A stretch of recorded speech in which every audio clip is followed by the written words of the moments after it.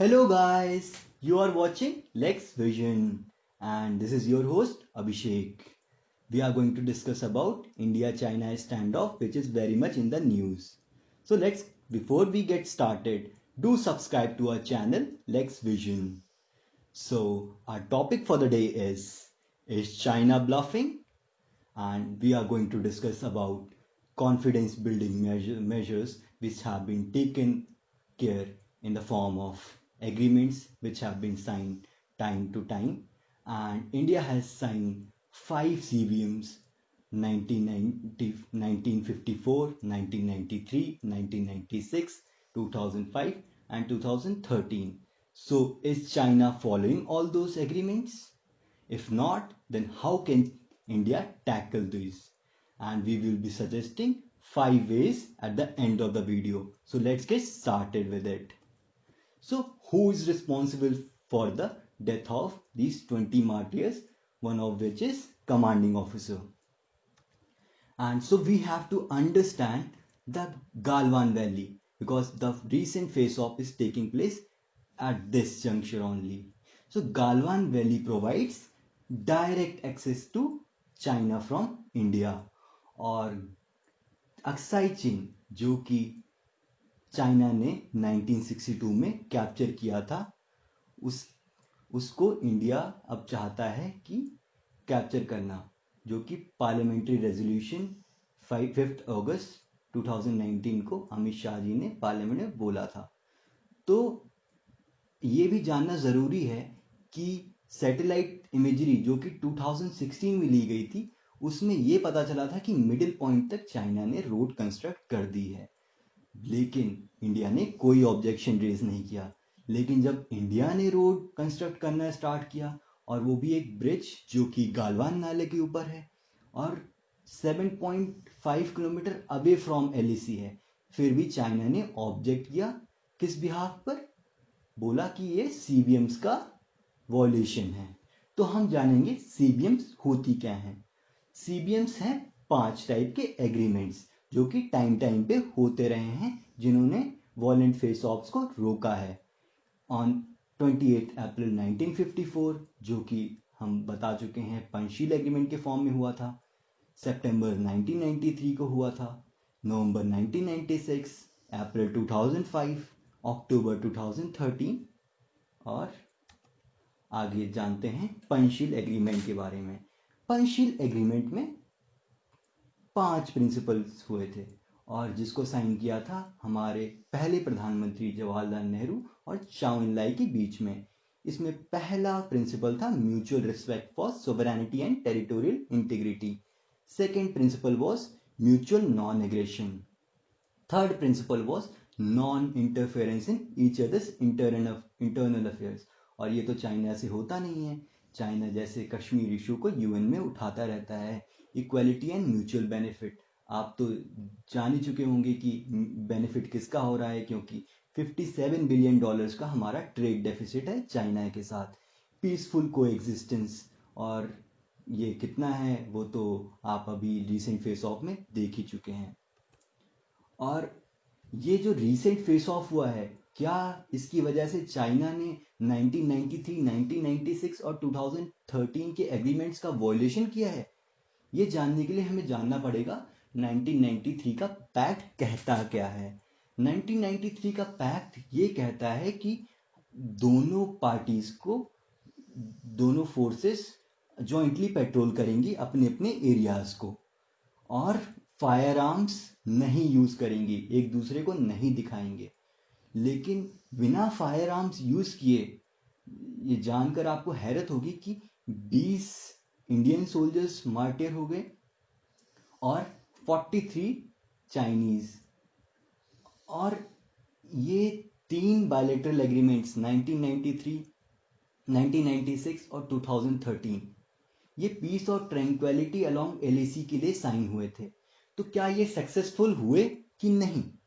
मेरा मानना है कि 5 डेकेड तक कोई वॉयलेंस नहीं हुई और कोई भी डेथ रिपोर्ट नहीं हुई, यानी कि सक्सेसफुल तो थे.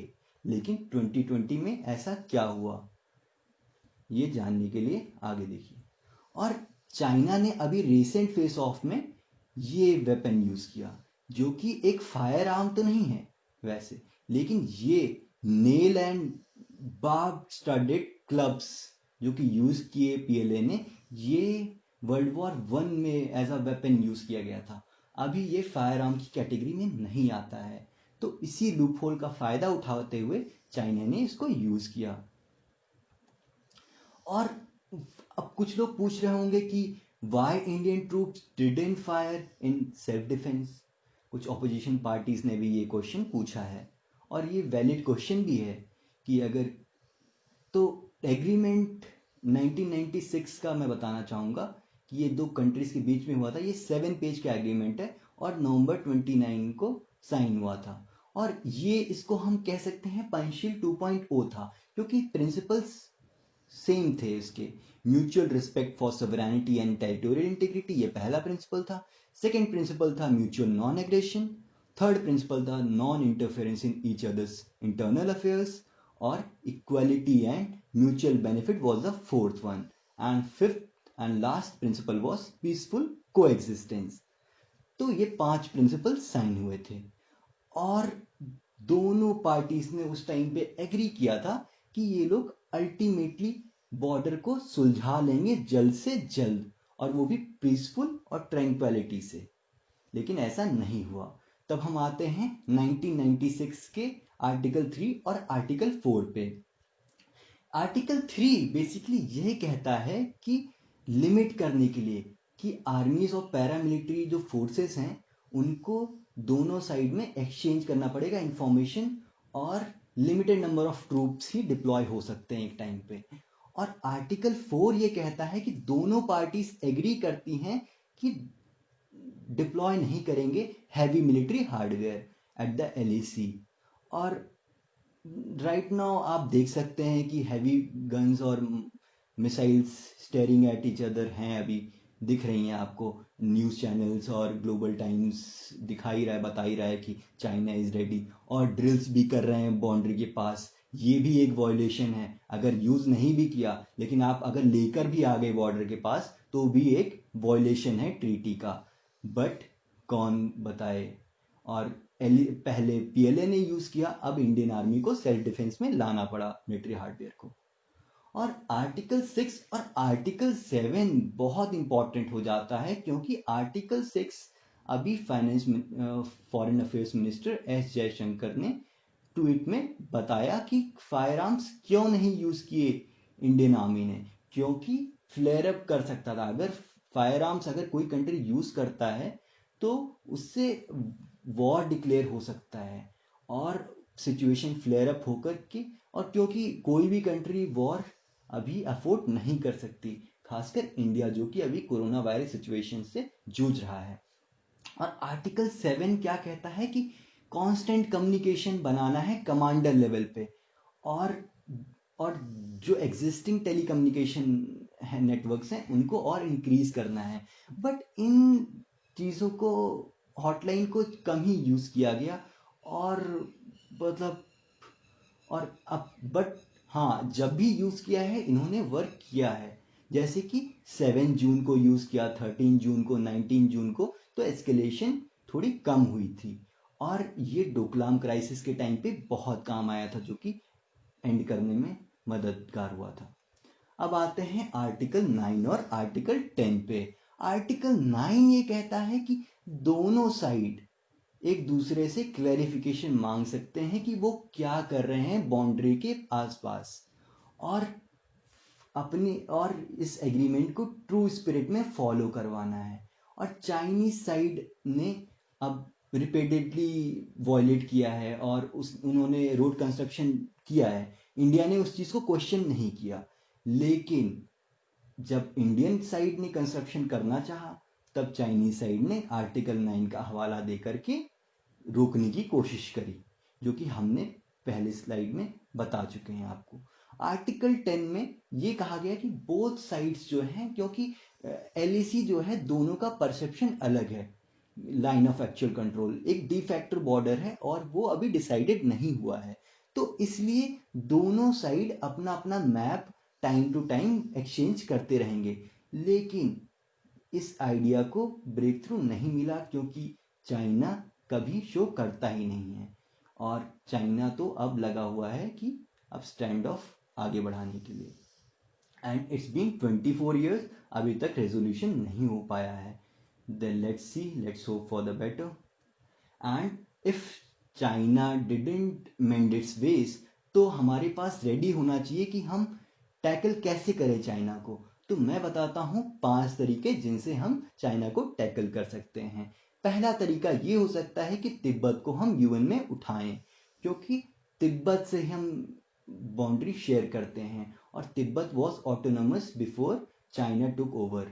और दलाई लामा इंडिया में ही रहते हैं और इंडिया को सपोर्ट करते हैं। और second thing we can do is Uyghur Muslim genocide को हम यूएन में उठाएं, जैसे चाइना कश्मीर के ह्यूमन राइट इश्यूज को उठाता है।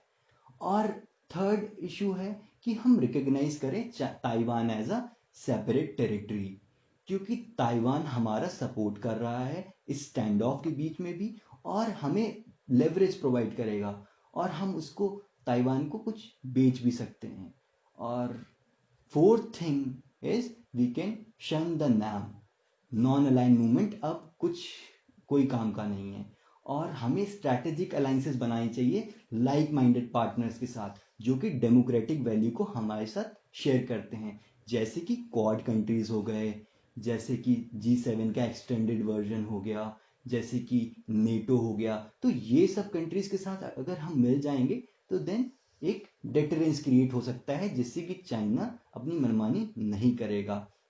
और फिफ्थ तरीका हो सकता है boycott trade with China until it continues threatening India's territorial integrity. अब बहुत लोग पूछेंगे कि इंडियन गवर्नमेंट क्यों नहीं चाइनीज ट्रेड को बैन कर देती। तो उनको मैं बताना चाहूंगा WTO भी एग्जिस्ट करता है, और WTO जब एग्जिस्ट करता है तो डब्ल्यू गवर्नमेंट डायरेक्टली कभी ज़्यादा टाइम तक बैन नहीं लगा सकती है। तो यहाँ पर रोल आता है हम आम पब्लिक का। हम लोग सब्सिट्यूट कर सकते हैं चाइनीज गुड्स को इंडियन गुड्स या फिर अदर फॉरेन गुड्स से। और मैं ये नहीं कहता कि जो गुड्स हैं उनको फेंक दो, जो गुड्स हैं ऑलरेडी उनको यूज करो, लेकिन नए गुड्स को सोच लो बाय करने से पहले। And you can also by that तुम सपोर्ट करोगे इंडियन बिजनेसेस को, जैसे कि कंटेंट क्रिएटर्स और यूट्यूब चैनल को, जैसे कि मेरा यूट्यूब चैनल लेक्स विजन। आप इसको अगर हमारी वीडियो लाइक करिए तो लाइक कर सकते हैं, सब्सक्राइब कर सकते हैं, शेयर कर सकते हैं और बेल आइकॉन दबा सकते हैं, जिससे कि हमारी जो नई वीडियो आए वो आप तक पहुंच जाए। और थैंक यू।